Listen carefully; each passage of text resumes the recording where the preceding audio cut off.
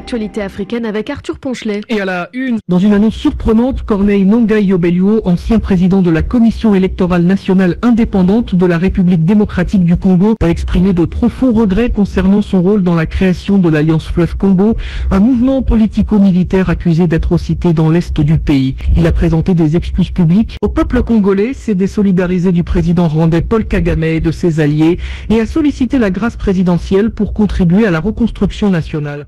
Congolaises et Congolais, très chers compatriotes, moi, Corneille Nangai Yobelio, me tiens devant vous accablé par le poids de mes fautes et consumé par le remords.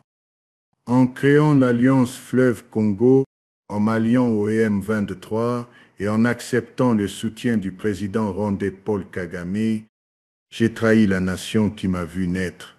Ce choix funeste a semé la mort et la désolation dans l'est de notre pays, coûtant la vie à d'innombrables innocents.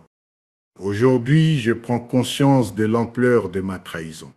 Les souffrances infligées à nos frères et sœurs sont incommensurables et j'assume une lourde responsabilité dans cette tragédie.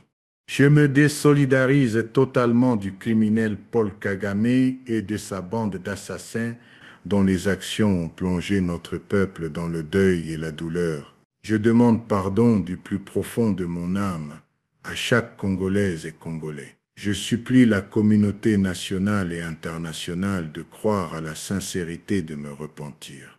Et je sollicite la grâce présidentielle afin de rentrer et contribuer aux côtés du chef de l'État à la reconstruction de notre nation.